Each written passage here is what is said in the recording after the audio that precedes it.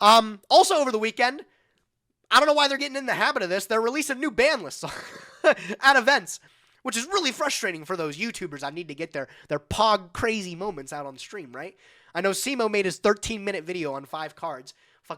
I'm just impressed. That's just impressive. Gotta get the ad revenue somehow, right, Chief? But as for the list, mixed reviews. My immediate thought was, I'm okay with it. I think a lot of I'm sorry, guys. I think a lot of players of the current format that I've played a lot, people like Pack and stuff, tell you that the format's actually pretty good. It's in a pretty okay spot. And this just, I think, tweaked a lot of things and made it better. Let's go over it real quick, and I'll talk about at least what I think from my very limited knowledge of the format. A Rise Heart getting banned is a huge deal. This just went to 1, I think, last time. And it was one of those cards where people said immediately when it went to 1, too. It's like, it's one of those cards where it's like, it doesn't matter if it's at 1. Its existence in the game, being a macrocosmos, will just shift. It really dictates what decks can actually play around it. So it being banned is a fucking massive deal. I think Kashtira might still be on the map, but the fact that it's not a macrocosmos doesn't prohibit many other decks from actually just being able to play. Being in a position where if I'm up against a deck that happens to summon a Rise Heart, I auto lose because it's just that hard of a counter to my strategies. So I think this card being banned, great. Honestly, great change. The limiteds are funny. You have Magnamut and Chaos Space at 1. Magnamut's fine. I think this has been proven by Duel Links that Master Rule, that having the Magnamut at 1 and being able to bring it back off of regain and stuff like that is more than enough of a way to maintain the advantage of it.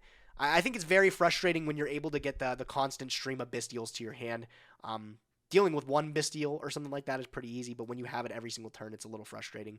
And I think if you're playing the Magnamut in its designated deck, like Dragons or something like that, that's fine. You have a way to loop it really easy. And then Chaos Space to 1, that's honestly the hit for Dragon Link if you want to think about it. Being able to search the babies and stuff. Chaos Space is just honestly broken.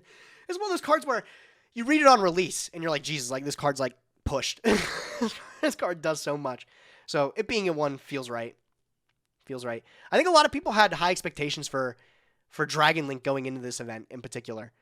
But one of the things people realized, I think, like at least from the way Joseph and stuff told me, like Joseph did serious testing for the event, is apparently the players had realized very quickly, like the Bystials, like Druisworm in particular, is great, but it's not like the game ender that people thought it was, right? Like there's tons of ways to play around it and beat it in the Unchained matchup just through like effectively understanding lines.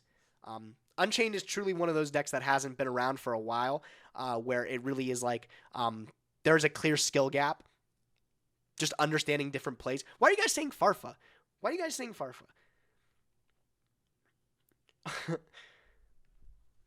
But yeah, I think it's one of those decks that has truly shown that there's a clear skill gap.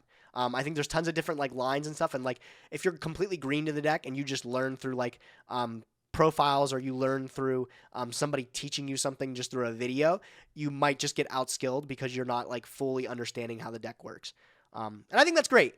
I haven't picked up the Unchained deck because again I haven't been super like involved in it in the current format, but it was definitely super represented, like insanely represented. The first table at the what am I trying to say? I'm having a stroke. The table with all the top players, so like table 1 through like 24 or something like that, whatever they fit at the tables, was literally stacked. Some of the best quality players you've ever seen. And I think Pac made a tweet about it or something like that. He said like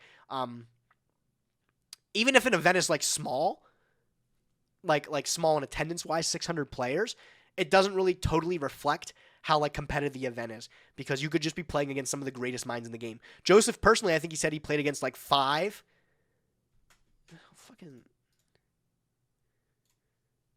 Joseph played against like 5 pros or something like that.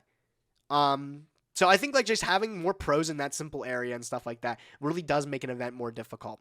It's like ARGs. Like everybody always discounts ARGs because they were like what 130 players or something stupid like that, or like super small. But it's undeniable to say like if you were a pro player, everybody would show up to these ARG events, and you're just honestly playing like a glorified big regional of just pros.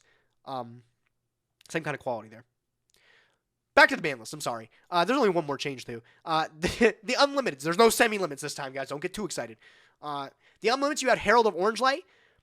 Was it? This is going to sound dumb. Was this at 2? Or was this at 1 before? I know it went to 1.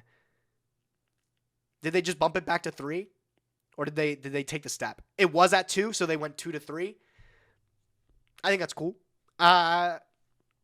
Everybody's talking mad good on Drytron and stuff. I'm a little unsure if that's going to be the breaking point to make Drytron good. But I think it's pretty good. I think Herald's also neat. I'm curious to see if anybody takes advantage of that and utilizing like the Ishizu package again. Where's the Ishizu package at in the TCG land? It's still in pretty good shape, isn't it? I'm bringing back the tier limit, baby. That's all I'm saying is I'm bringing back tier limit. It's all at 1? No, stop bad-mouthing Farfetch's not watching you. I have never bad-mouthed that guy. No, I have, bro, before, but not right now. Not right now. How's the subathon going, bro? Is this where we're at? This is where we're at? We're watching somebody else's stream?